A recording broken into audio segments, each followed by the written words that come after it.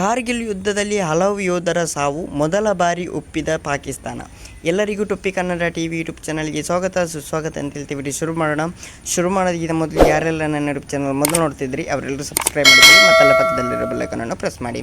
1999ರಲ್ಲಿ ಕಾಶ್ಮೀರದ ಕಾರ್ಗಿಲ್ ವಲಯದಲ್ಲಿ ಭಾರತದ ಮೇಲೆ ಕಳ್ಳರ ರೀತಿ ದಾಳಿ ನಡೆಸಿ ಬಳಿಕ ಹೀನಾಯ ಸೋಲು ಕಂಡಿದ್ದ ಪಾಕಿಸ್ತಾನ ಇದೇ ಮೊದಲ ಬಾರಿಗೆ ಆ ಯುದ್ಧದಲ್ಲಿ ತನ್ನ ಸೇನೆ ಭಾಗಿಯಾಗಿದ್ದರ ಕುರಿತು ಬಹಿರಂಗವಾಗಿ ಒಪ್ಪಿಕೊಂಡಿದೆ.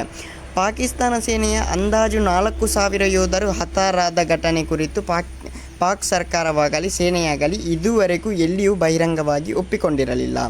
ಘಟನೆ ಹಿಂದೆ ಮುಜಾಹಿದ್ಗಳು ಅಥವಾ ಸ್ವಾತಂತ್ರ್ಯ ಹೋರಾಟಗಾರರ ಪಾತ್ರವಿತ್ತು ಎಂದೇ ಹೇಳಿಕೊಂಡು ಬಂದಿತ್ತು.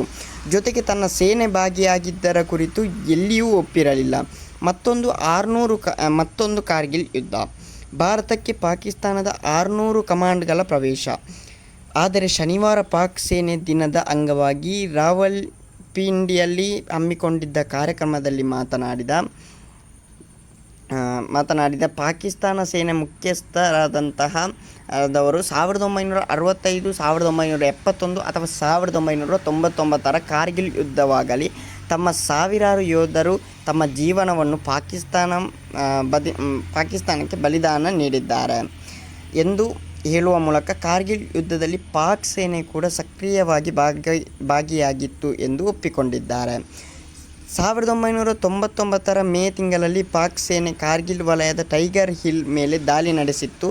ಪಾಕ್ ಸೇನೆ ಹಿಮ್ಮೆಟ್ಟಿಸಲು ಭಾರತ ಆಪರೇಷನ್ ವಿಜಯ್ ಹೆಸರಿನಲ್ಲಿ ಕಾರ್ಯಾಚರಣೆ ಆರಂಭಿಸಿ ಜುಲೈ ಅಂತ್ಯದ ವೇಳೆ ಪಾಕ್ ಸೇನೆ ಕಾರ್ಗಿಲ್ ವಲಯದಿಂದ ಹಿಂದೆ ಸರಿಯುವಂತೆ ಮಾಡಿತ್ತು. ಅಂದಿನ ಪಾಕ್ ಸೇನೆ ಮುಖ್ಯಸ್ಥ ಪರ್ವೇಜ್ ಮುಷರಫ್ ಈ ದಾಳಿ ಸಂಚು ರೂಪಿಸಿದ್ದರು ಎನ್ನಲಾಗಿದೆ. ಆದರೆ ಯುದ್ಧದಲ್ಲಿ ಪಾಕ್ ಸೇನೆ ಹೀನಾಯ ಸೋಲು ಕಂಡಿತ್ತು. ಓಕೆ ಗೈಸ್, ಮುಂದಿನ ವಿಡಿಯೋದಲ್ಲಿ ಸಿಗೋಣ. ಅಲ್ಲಿ ಲೈಕ್ ಶೇರ್ ಸಬ್ಸ್ಕ್ರೈಬ್ ಮಾಡಿದ್ದೆ. Love you so much.